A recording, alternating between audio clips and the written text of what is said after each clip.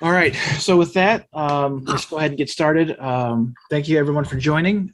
Please just a reminder to keep yourself muted so we can hear the speaker. And if you have any questions, go ahead and type them in the chat and I will be reading them at the end. And with that, I will turn it over to Rob. Thank you. Okay, this one is about St. John's, Newfoundland. Robert Zubrin has used historical examples of settlement as analogies to settle Mars. I would like to use Newfoundland as a model for first Mars settlement. In 1492, Columbus sailed the ocean blue, a little rhyme we all learned in school. Actually, he sailed 4 times. The first voyage departed the evening of August 3rd, 1492. He had 3 ships, the Nina, Pinta, and Santa Maria. The Santa Maria was a carrack owned and captained by Juan de la Cosa. Pinta and Nina were caravels piloted by the Pinzon brothers. They stopped at Canary Islands to restock with provisions and repairs, then depart from San Sebastian de la Gomera on September 6th. Columbus never made it to India nor North America, but did discover the Caribbean. His 4th voyage made it to Panama. Plymouth colony was established in 1620. Ever wondered what happened between? That's 128 years. A lot can happen in 128 years. Christopher Columbus was Italian, but funded by Queen Isabella of Spain. He returned lots of goodies. An English explorer named John Cabot proposed a voyage to see what he could find. He hired 2 Icelandic guides, set out on 1495, had a labor dispute with his crew, had to turn around and go home. In 1496, he resolved the labor dispute and set out again. This is sounding like a Monty Python skit, but it really happened. John Cabot took a northern route and discovered Newfoundland. Actually, he discovered Cape Breton first, the eastern coast of Nova Scotia. He then sailed north and discovered the island of Newfoundland. He mapped the Atlantic coast. On a day of the Catholic calendar called St. John the Baptist Day, he discovered a bay. This bay formed a natural harbor where ships could shelter in a storm. This was the age of wooden ships with canvas sails. A storm could throw a ship against the rocks of a coast, so a safe harbor was important. He named it St. John's Bay. He also discovered the richest fishery in the history of man, the Grand Banks. At the time, codfish were so thick that it slowed the ships. They could tie a rope to a basket, throw it overboard, and pull it back full of fish. He carefully documented all this and returned to England the same year. All this was reported to fishermen. At the time, the primary protein for the English was fish. Tell all this to professional fishermen, you didn't have to tell them twice. They set out right away to fish the Grand Banks. They set up a fishing camp on the beach of St. John's Bay. This is before the invention of refrigeration, before canning. The only way to preserve fish to transport back to England was to dry and salt the fish. The following year, they returned. That year, 1497, they built a house for a caretaker to overwinter to care for the fishing camp. That house was the first European house built in North America. The city of the city of St. John's, Newfoundland, considers construction of that house to be the founding of their city. In 1997, they celebrated their 500th anniversary. The fishing camp quickly grew to a village and to a town. This was not established by any government. It was just fishermen there to make a profit. For many years, St. John's was only occupied during fishing season, vacated in winter. The rule was the captain of whichever fishing ship first arrived that fishing season would be designated fishing admiral. He effectively had the authority of governor, but this was not set up by any government. It was just fishermen making it up as they went along. Very quickly, fishermen from other countries arrived. There were fishing ships from England, France, Spain, Normandy, and Basque. Normandy was part of France, but their culture was separate. Basque was part of Spain, but again, a separate culture. There were even Dutch traders, businessmen from all these countries got along, working side by side without any government. Fishing admirals had to act as judge to resolve disputes and criminal cases. These were captains of fishing ships. They weren't trained in law. By reports, their decisions were arbitrary and harsh, so this wasn't paradise. but they made it work. One letter in the 1500s describes a trip to St. John's, Newfoundland. There was no mention of any road. Another letter a few years later describes a road. This was the first road ever built in North America. We don't know who built it. We don't know how, we don't know the exact date it was built. All we know is that the road appeared somewhere between the dates of these two letters. That road has been in continuous use and still exists today. This picture is Water Street, taken August 2002. Obviously, it has been maintained and updated a number of times, but it's the same road. Governments attempted to establish several colonies in North America. The first all failed. Jamestown had a lot of drama. Of the original 500 settlers to Jamestown, only 60 survived the first winter. In 1609, a supply ship, the third supply ship, brought 150 more settlers. In 1610, only 90 survived, abandoned the colony with the intention to return to England. They were intercepted 10 miles downstream from Jamestown by the new governor, who forced them to return. Meanwhile, you'll notice I have 11 colonies listed. The first 10 all failed. What I just described was Jamestown, if you can call that a success. That was the first one to succeed. While all this was going on, the fishermen in Newfoundland just continued to fish.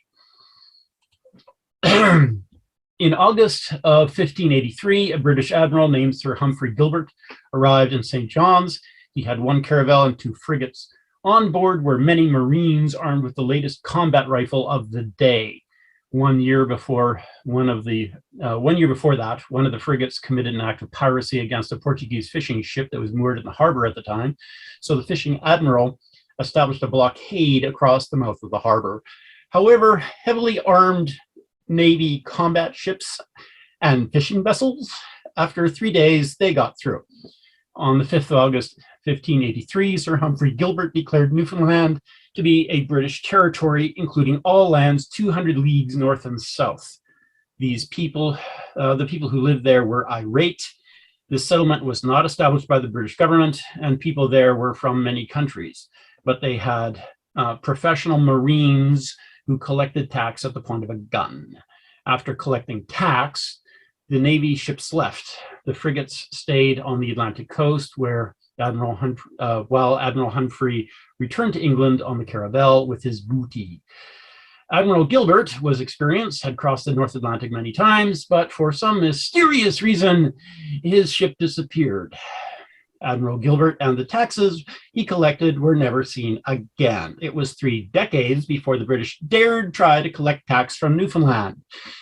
I'm sure there are lots of people today who would like to do that to the tax man. Before all this, in the 1400s, the Portuguese Navy developed technology to cross deep ocean and navigate beyond sight of land. During exercises deep in the Atlantic, Portugal discovered several Atlantic islands, and in 1472 discovered Newfoundland. But Portugal chose to keep this a military secret, so nothing became of it. Portugal gained no territories nor resources. So lessons learned from all this. To commercialize military technology. In modern times, rockets were weapons of war. They have become commercialized as transportation to space. Military and government exploration agencies have developed technology to navigate in space. Releasing this allows commercial activity in space. Government exploration agencies can explore new lands, new resources. Commercial companies demand secure return on investment, so are averse to the risk of exploration. Government is excellent at documentation. Even though Christopher Columbus's expedition is over 500 years ago, we know the names of the ships, the class of ships, names of captains, exact dates of the expedition left, even approximate time of day. As for the road built in Newfoundland, although it was built before the first successful government colony and is still in operation today, we don't know who built it, how it was financed, or even exactly which year it was built. Commercial companies suck at documentation, if I can use that word. Government colonies struggled for over a century. The first successful settlement at Jamestown was over a century after Columbus's expedition. And over 5/6 of the settlers died. And that's just Jamestown. St. John's, Newfoundland was established by businessmen. It was founded the same year John Cabot returned and has been a success from day one. Today, St. John's is the capital city of the Canadian province of Newfoundland and Labrador. So, this presentation argues for commercial settlement of Mars, not any government or colony. And that's it. That's my presentation.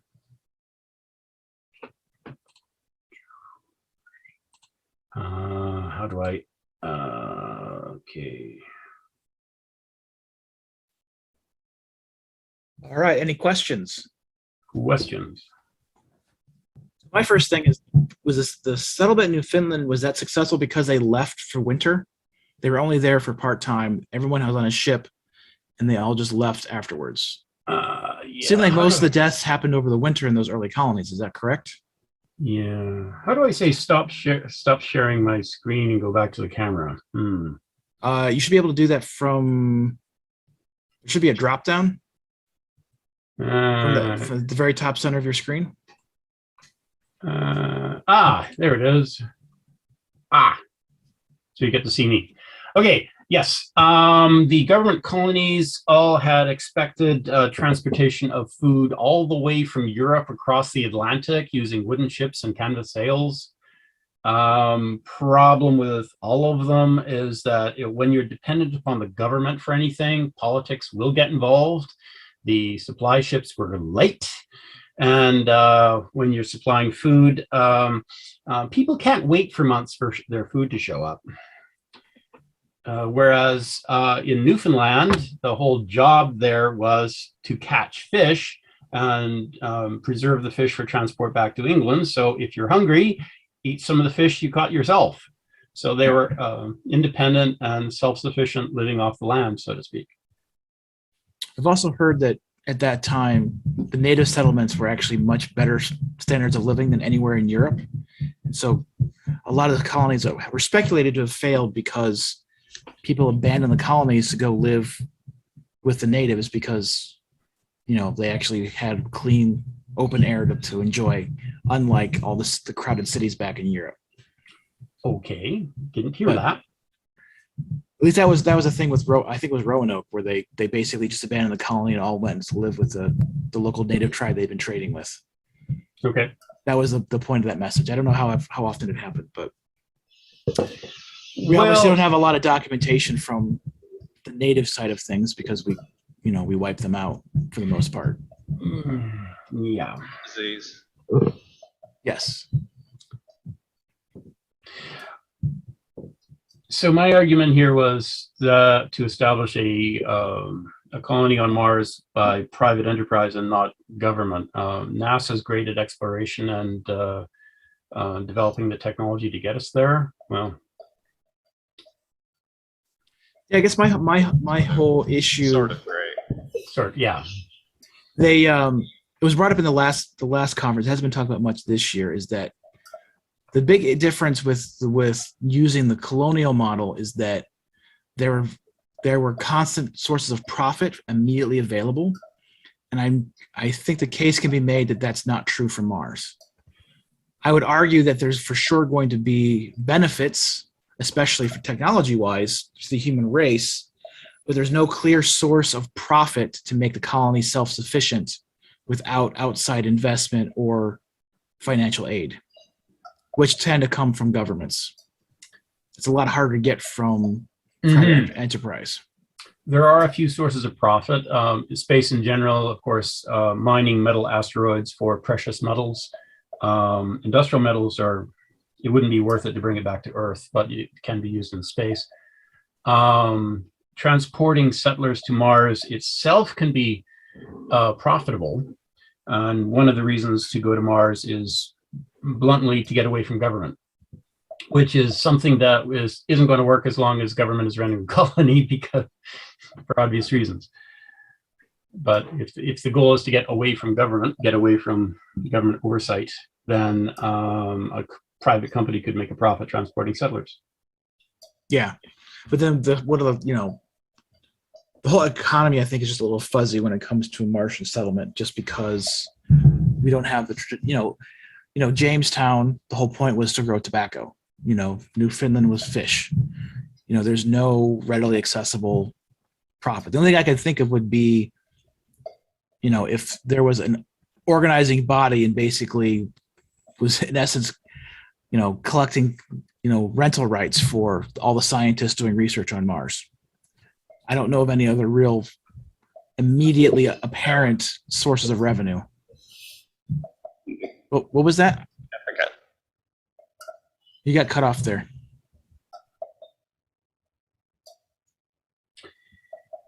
Well, there is support and supplies for asteroid mining, because with asteroid mining, you can transport precious metals to Earth. Yeah. There's a lot. Mining C-type or D-type asteroids for fuel, whether you're selling the fuel for military spy satellites or exploration vessels in space, there's going to be a market for fuel, and it would be easier to transport. It's easier to launch from Mars than it is from Earth. Yes. So supplying all of that is one thing. As I said, just transporting settlers to Mars, where the settlers just want to live on their own and tell government where to shove it. That's one option. Actually, I had thought of transporting settlers would be big business, because there'd be a lot of people who are fed up with government overreach.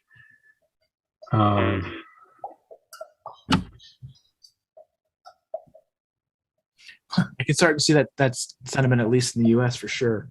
I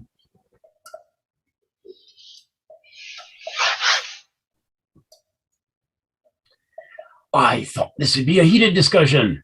It's remarkably quiet. Yeah, are you able to hear us here on Alt Space by chance? You guys were a little quiet earlier. Someone was saying something and they kept getting cut off. Oh, really? Okay. I hadn't spoken up quite yet myself. I'm not sure if I'm next to somebody, though. I was just going to comment.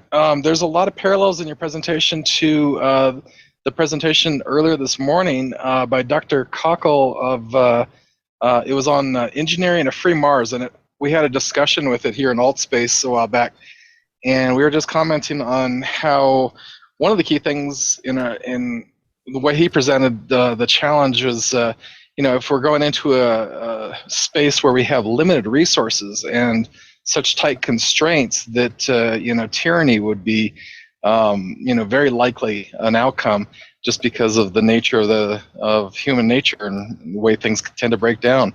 But your example actually kind of contrasts that, in that these folks came across the ocean where resources were far more than plentiful, and there was certainly plenty of land and plenty of fish and so on.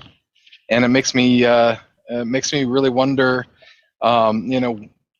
where did the crime come up? It wasn't around those limitations, but maybe other kinds of limitations, things like that, where the criminal the form of justice came out, where your admiral was laying down the law and such. Did you happen to catch the presentation this morning by chance? I did. I thought it was excellent. Yeah, well presented. I'm curious, from what you've learned about your story in St. John's, did you see that in specific areas where resources were constrained, or were there other analogs to what he was describing by chance? Well, I kind of cut it off where Admiral Gilbert declared St. John's to be part of the British territory. There's a lot of history that comes after that, with all of the governments I listed started fighting over St. John's and colonies. There were multiple battles where the British, the French, the Portuguese, the Dutch were all fighting for who is in control. At one point, the businessmen hired some mercenaries to act as an army to tell all the governments to get out, because they want their island back. Of course. They actually succeeded in winning a battle, but when you're facing against government armies, unfortunately, that didn't last too long. So I would like to see. I agree with what he said about tyranny. I would like to see Mars to be a free planet right from day one. I think we're going to have pushback from governments that want to control the universe, trying to control Mars as well. That's Sure, kind of what sure. we're discussing with James Gilley, and basically just kind of short circuiting that whole thing, and just right from the beginning, Mars declaring independence from Earth, so that there's an actual Martian government governed by people currently living on Mars, as opposed to trying to do some kind of like what you're doing with in Europe, trying to basically govern their colonies.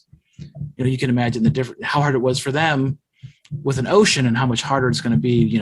400,000 kilometers in distance, or 400 million. Anyways, the vast differences between Earth and Mars. So basically, just kind of start the conversation from the beginning. I agree. I agree. If that's possible. Sorry. Go ahead. Oh, go ahead. I was just going to say, I wonder if that's possible while we still have a dependency on Earth, though. That could be tricky. Well, you can become highly independent fairly quickly if you try. If you set up greenhouses very quickly to grow enough food to feed everybody, counting on the idea that you're going to be cut off and that government could cut you off at any time. And you start smelting metals and harvesting resources right from day one, you can get up to a point of self-sufficiency really quick if you put in a concerted effort to do so. And I think that would be one of the considerations for a Mars settlement. Yeah, my thinking is basically it's just going to be more self-interest. The United States is, as you've seen with Afghanistan, there's a lot of hullabaloo when we pull out, but there wasn't a lot of support for that expedition in the first place. And so the idea being, exactly, there's lots of examples of that throughout, the last 30, 40 years in the US. So the idea being that also it's a US company, and SpaceX is going to be doing, the majority of that work with the colonizing, at least at first, because nobody else is going to be able to do it. It's going to take, I'm expecting at least another 10 years for anyone else to come close to having the level of investment that SpaceX has in the large amount of orbital capacity that's going to be required for any kind of colonization effort. So the idea there would be you set the government up with basically a liberal democracy, which the U.S. tends to have the idea of supporting in most places, and you just kind of try and say, hey, we're on your side, and let us do our thing. We're not going to get in your way, right? And hopefully, not push any buttons that would lead to any kind of an actual conflict. I remember being very disturbed reading. I think it was Green Mars from that Mars trilogy: Red Mars, Green Mars, Blue Mars. Mm-hmm. And there was an actual conflict. They're talking about military conflicts where they were basically popping domes and killing Martians on an enormous scale, and we want to avoid that at all costs. Yeah. I wonder. So, a lot of what's going to get us and that initial population to Mars is going to be a pretty significant investment, probably with commercial interests of some kind of return. And I wonder if there's a way that could be laid out and, contractually arranged such that they recognize that, what they're putting onto Mars is effectively a donation towards, a vision. And they're willing to release control of how it's managed after the fact. Seems like a little wishful thinking for sure. Well, the way that we've been discussing it, and it's obviously, I'm not sure how naive this is, but the idea would be Originally back in this time period, actually corporations were originally designed and put together for specific tasks. So like there was a corporation as an example that basically built one of the primary hospitals in London. And once the hospital was built, the corporation was disbanded. So the idea would be to actually create a corporation for forming a Martian government as a nonprofit. And that would be then the idea being this is an investment in the future of humanity, and the idea that we know there will be technologies that will benefit all of humanity that come from any kind of effort with Mars colonization. We just don't know what it's going to be, and we don't know how long it's going to take for that return of investment. So the idea being any initial investment would be considered an investment in the long-term future of humanity as a whole, with an unknown return on investment, at a later date. I had made a big proposal through the Mars Society Forum, and have been wondering whether I should present it at one of these things. I chose not to present it this year on government for Mars. It's very similar to what other people are saying. But one of the things I was thinking is if you want private investors to invest billions of dollars, they're going to want return on investment. So that would mean the corporation can't be nonprofit. It has to be able to pay dividends to investors. Well, the other option I had thought of is that with Starship being so cheap, to working out, because SpaceX market goal is a colony on Mars, is to work out some kind of a revenue sharing agreement with, some of the transportation costs of getting people to Mars, astronauts, whatever, to Mars would be then shared with any settlement operations. Revenue and funding is going to be a huge issue, and I don't have a good answer for that. On one hand, I feel like if we can get at least an amount of seed money, right, we could basically try and invest it slowly and let it grow, and then just use some of the interest basically to pay for everything. But that's going to require a big pile of money. Yes, because most of the estimates I've seen is going to take at least $600 billion at a minimum for a sustainable settlement on Mars. And that's an enormous amount of money. One of the tricks is to make sure that transporting settlers is a profitable business. As we saw, do you know how much money it costs to develop the Airbus A380? That's more than 1 year of NASA's budget. They have vast amounts of money. The catch is profitable. So my point is, as long as it's profitable, there is the amount of money available. As for getting large numbers of people to Mars, may I suggest my second presentation that's in half an hour? The large-scale colonization ship. Nice. Okay. Excellent segue. Well, on that note, we are about time here. We're basically out of time, but yeah, I think that's some good points about having to make it a for-profit company. So I don't know. I'm not sure which is the best way to go. Maybe a combination of both.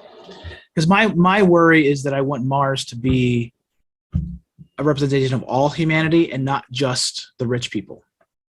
Yes. And so that's my big concern with it being solely focused on profit, is how to balance that. Because what is it? Something like 70% of the world is basically, living on like a third of what the average American makes. And they're not going to be able to afford spending $200,000 or $100,000 or even $10,000 to go to another planet. Which would mean somebody would have to pay their way, and we would need to find a way to make that happen. Well, okay, for a long time, the assumption has been sell your house, sell your car, liquidate your life insurance, liquidate your pension plan, spend your entire life savings for a ticket to go to Mars. You can raise a lot of money if you do all of that. And then the trick is to get the per person ticket price down to that, so that middle-class people can afford to go. Yeah. Well, okay. Unfortunately, we've run out of time. Hopefully, we had some good thought, some good thinking that's been brought up, some things that need to be discussed further. Thank you very much for the kind of the brief history lesson. And we'll look forward to your next session where you talk about the mass colonization of Mars. Thank you.